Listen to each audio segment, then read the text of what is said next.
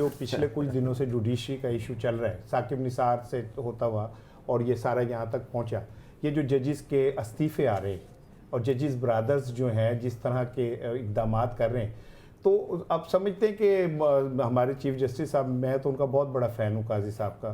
हालांकि मैंने तो पढ़ा था कि मियाँ बीवी राज़ी तो क्या करेगा काजी, लेकिन मैंने देखा कि मियाँ बीवी राज़ी भी हो तो काजी अगर राज़ी नहीं है तो फिर वो उस पर हाथ लग जाती है। तो ये काजी साहब इस सारे मामला को डील कर पाएंगे? देखिए, पहली बात तो ये है कि काजी उस वक्त बीच में आ जाता है जब आप मोहल्ले के अंदर कोई काम डाल दें, जब शोर डालें, 3-4 बंदे इकट्ठे हो जाएं, फिर वो कोई ना कोई बंदा को केस ले जाए, काजी को इन्वॉल्व कर ले तो फिर काजी इन्वॉल्व हो जाता है।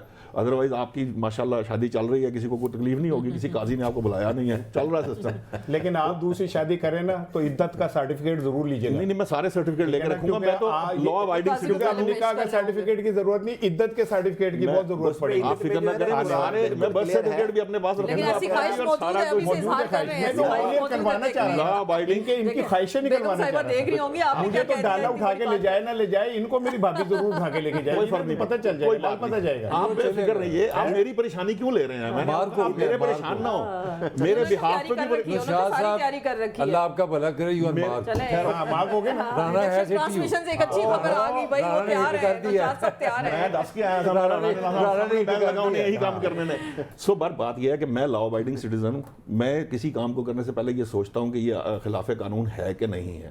अब बात लोग होते हैं वो बस अपनी रूटीन के अंदर चलते हैं। मैं बहुत सारे जिंदगी के काम है जिनको मैं सोचता हूँ कि ये इसमें कोई गड़बड़ तो नहीं हो रही। देखिए बात क्या है, बात ये है, जुडिशरी के अंदर फ़र्ज करें कि कल कोई चीज़ गलत हुई थी या सेशन लेवल पे या निचली अदालतों में कोई चीज़ गलत होती है, उसके रेमेडियल एरियाज हैं आपके पास, हाई कोर्ट से सुप्रीम कोर्ट मौजूद है, आला अदालतें मौजूद हैं।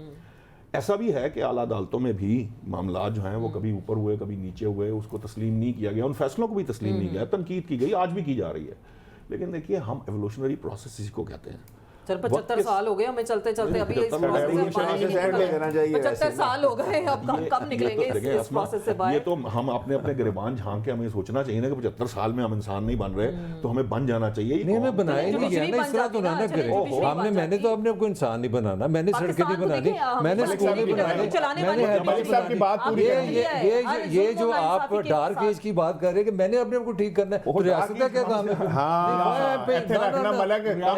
है? डार्क केस की बात है कि तुम सूफी हो ना, जदीद दौर में इंसान ने खुद ठीक करना है। मैंने रियासत को आम आदमी कैसे करेगा, उसे तो वोट ही नहीं डालने दे रहे आप। मलिक साहब ने रियासत में बात यार, ये पाकिस्तान का आइन है, पूरी दुनिया की डेमोक्रेसी में एक एग्रीमेंट हो गया। मैंने सिटीजन हूँ, मैंने रियासत को दे दिए पैसे टैक्स, अब तुम मुझे तालीम दो, तुम मुझे सेहत दो, मेरे बच्चे की हिफाजत करो, मुझे सिक्योरिटी दो, मुझे अमनो मान दो, ये सारी रियासत की जिम्मेदारी है। या तबलीग बंद कर दो अपने आप को ठीक करने। लेकिन रियासत अगर खुद ही पार्टी बन जाए, अगर रियासत नहीं करती तो फिर मेरा क्या है ना, उसके सारे इदारे हैं और उसके इदारे अगर पार्टी बन जाए तो फिर रियासत का क्या रोल है, मुझे ये बता दें। रियासत का रोल मैंने सारा कुछ करना है।